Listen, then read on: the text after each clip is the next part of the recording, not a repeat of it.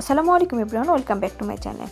আজকে আমি তরকারি দেখাবো গরুর মাংসের টিকিয়া অথবা গরুর মাংসের কাবাব। খুব সহজেই বাসায় কিভাবে কাবাব তৈরি করতে পারেন সেটা আজকে দেখাবো। চলুন তাহলে শুরু করা যাক।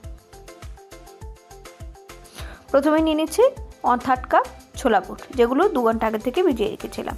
দিয়ে দিচ্ছি 200 গ্রাম গরুর মাংস এবং 1/2 চা চামচ করে মরিচের গুঁড়ো, হলুদের গুঁড়ো, ধনিয়া গুঁড়ো, জিরা গুঁড়ো, গরম মশলার গুঁড়ো সবগুলো 1/2 চা চামচ করে দিয়ে নিয়েছি। আদা রসুন বাটা 1/2 চা চামচের একটু বেশি এবং পরিমাণ মতো লবণ দিয়ে দিচ্ছি।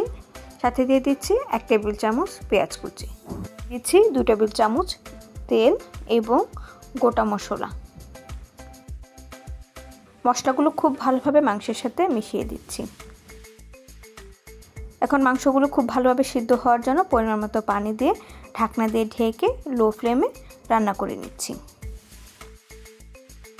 কিছুক্ষণ পরপর উল্টে পাল্টে দিচ্ছি সিদ্ধ না হওয়া পর্যন্ত। এই যে পানিটা মোটামুটি টেনে এসেছে এবং সিদ্ধ হয়ে গেছে। এখন এই সিদ্ধ করা মাংস এবং বুটগুলোকে ব্লেন্ডারে ব্লেন্ড করে নিয়েছি।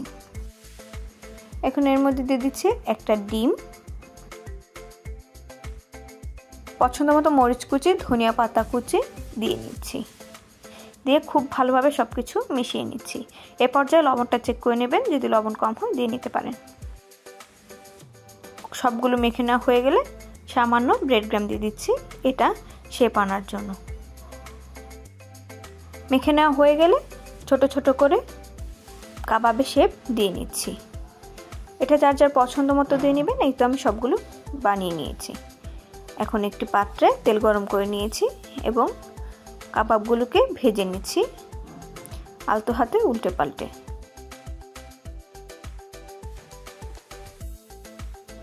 পছন্দ মতো কালার হয়ে আসলে এগুলোকে নামিয়ে নিচ্ছি।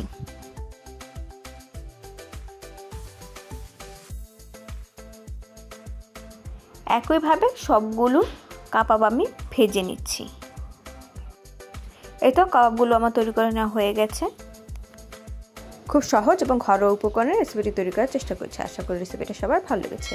রেসিপি ভালো লেগে থাকলে লাইক, কমেন্ট, শেয়ার করতে একদম ভুলবেন না। সাবস্ক্রাইব করে পাশেই থাকবেন। আল্লাহ হাফেজ।